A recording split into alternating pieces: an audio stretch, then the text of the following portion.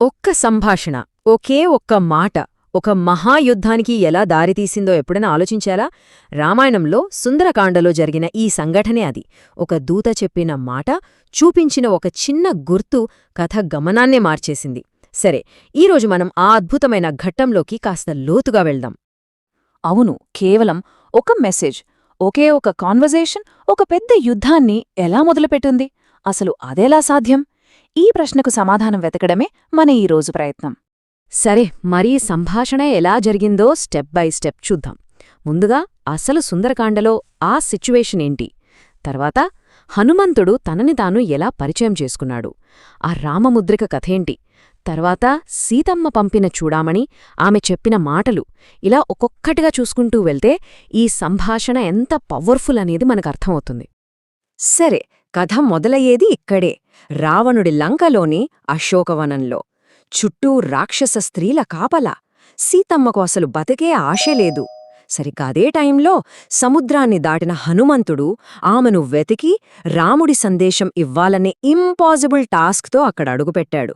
ఆలోచించండి, ఇద్దరి పరిస్థితి ఎంత టెన్షన్తో నిండుందో. రైట్, ఇక్కడే అసలు ఛాలెంజ్ మొదలవుతుంది. ఈ కాన్వర్జేషన్లో first and most difficult stage అనుమానం, అపనమ్మకం. మరి ఇక్కడ హనుమంతుడు తన తెలివితేటల్ని ఎలా వాడాడో చూడాలి. హనుమంతుడి ఇంటెలిజెన్స్ అంతా ఇక్కడే కనిపిస్తుంది. ఆయన నేరుగా సీతమ్మ ముందుకెళ్ళి నేను రాముడి దూతను అని చెప్పలేదు. ఎందుకంటే అలా చేస్తే ఆమె ఖచ్చితంగా భయపడుతోంది, ఇది రావణుడి మాయ అనుకుంటోంది. అందుకే ఆయనొక బ్రిలియంట్ ప్లాన్ వేశాడు. ఫస్ట్ చెట్టుమీద కూచుని మెల్లగా రామకథ పాడటం మొదలుపెట్టాడు. ఆమె కాస్త ఆసక్తి కలిగించాక అప్పుడు నెమ్మదిగా కిందికి దిగి చాలా వినయంగా రాముడి గురించి వర్ణించి తనను తాను పరిచయం చేసుకున్నాడు. అయినా సరే సీతమ్మ వెంటనే నమ్మలేదు. ఆమె పరిస్థితి అలాంటిది మరి. ఇది కూడా రావణుడు వాడుతున్న మరో నాటకమేమో అని ఆమెలో భయం, అపనమ్మకం చాలా సహజం కదా. ఇక ఇప్పుడొస్తుంది అసలైన టర్నింగ్ పాయింట్. మాటల వల్ల రాని నమ్మకం ఒక వస్తువుతో ఎలా వచ్చిందో చూద్దాం. అనుమానం ఆశగా మారిన అద్భుతమైన క్షణం ఇది. అంటే హనుమంతుడు ఎంత బాగా మాట్లాడినా, ఎన్ని విషయాలు చెప్పినా సీతమ్మ మనసులో ఉన్న ఆ చిన్న అనుమానాన్ని, ఆ నిరాశను పూర్తిగా తీసేయడానికి మాటలు సరిపోలేదు. దానికి మించిన ప్రూఫ్ కావాలి. అప్పుడే హనుమంతుడు బయటకు తీశాడు రామముద్రికని.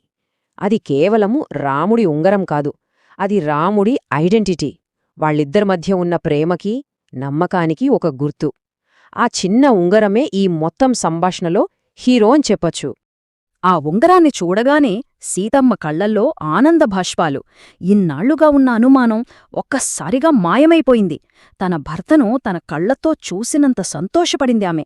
ఇక ఆ క్షణం నుంచి హనుమంతుడు చెప్పే ప్రతి మాట నిజమని సంపూర్ణంగా నమ్మింది. ఓకే, ఇప్పుడు నమ్మకం కుదిరింది. ఇక సంభాషణ నెక్స్ట్ స్టేజ్లోకి వెళ్ళింది. అంటే భవిష్యత్తులో ఏం చెయ్యాలి, సందేశాన్ని తిరిగి రాముడికి ఎలా పంపాలి అనేదానిపైకొచ్చింది.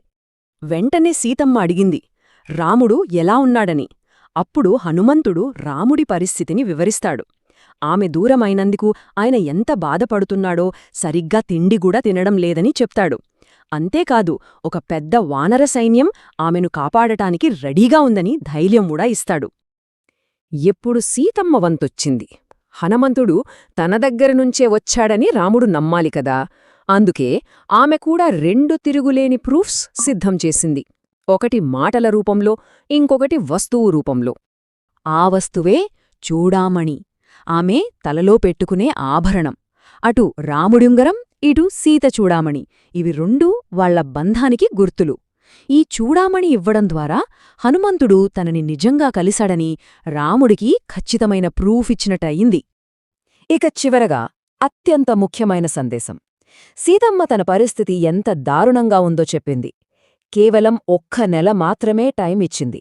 ఈ నెలలోపు రాముడు వచ్చి తనని కాపాడకపోతే తను ప్రాణాలతో ఉండనని తేల్చి చెప్పేసింది. దీంతో హనుమంతుడి రిటర్న్ జర్నీకి చాలా పెద్ద బాధ్యత, అర్జెన్సీ ఏర్పడింది. ఈ సంభాషణలో చివరి ఘట్టం ఒక అనూహ్యమైనది. ఇక్కడ సీతమ్మ ధర్మం కోసం, గౌరవం కోసం ఒక ఆశ్చర్యకరమైన కాని చాలా బలమైన నిర్ణయం తీసుకుంటుంది. హనుమంతుడేమంటాడంటే, అమ్మా, ఇప్పుడే నిన్ను నా వీపు మీద ఎక్కించుకుని రాముడి దగ్గరికి తీసుకెళ్ళిపోతాను అంటాడు. కాని సీతమ్మ 2 కారణాలు చెప్పి దాన్ని సున్నితంగా తిరస్కరిస్తుంది. మొదటిది, పరపురుషుడిని నేను నా ఇష్టపూర్వకంగా తాకడం ధర్మం కాదు. ఇక రెండోది చాలా ముఖ్యమైనది. నన్ను రక్షించాలంటే రావణుడిని యుద్ధంలో ఓడించే రావాలి. అప్పుడే నా భర్తైన రాముడి కీర్తి ప్రతిష్టలు పెరుగుతాయి. చూసేరా, ఆమె తన భర్త కీర్తికి ఎంత విలువిచ్చిందో. సో ఈ మొత్తం సంభాషణను ఒక్కసారి వెనక్కి తిరిగి చూస్తే ఇది కేవలం హనుమంతుడి విజయం మాత్రమే కాదు, ఇది ముగ్గురి విజయం. చూడండి, ఈ కాన్వర్జేషన్ వల్ల ముగ్గురికి ఎలా మేలు జరిగిందో. సీతమ్మకు ఓదార్పుతో పాటు బతుకుమీద ఆశ కలిగింది. హనుమంతుడు తాను వచ్చిన పనిని విజయవంతంగా పూర్తిచేశాడు. ఇక రాముడికి సీత బతికే ఉందని ప్రూఫ్తో పాటు ఏం చెయ్యాలో ఒక క్లియర్ ప్లాన్ దొరికింది. ఒకే ఒక్క మీటింగ్ ముగ్గురి లక్ష్యాలు నెరవేర్చింది. చివరగా చెప్పేదేంటంటే, హనుమంతుడి విజయం ఏదో అదృష్టం కొద్దీ వచ్చింది కాదు. ఆయనకున్న అపారమైన భక్తి, దానికి తోడు ఆయన అద్భుతమైన తెలివితేటలు, ఈ రెండిటి వల్లే సాధ్యమైంది. ఆయన్ని ఒక పర్ఫెక్ట్ మెసెంజర్గా మార్చింది కూడా ఇదే. అయితే ఇప్పుడొక ప్రశ్న.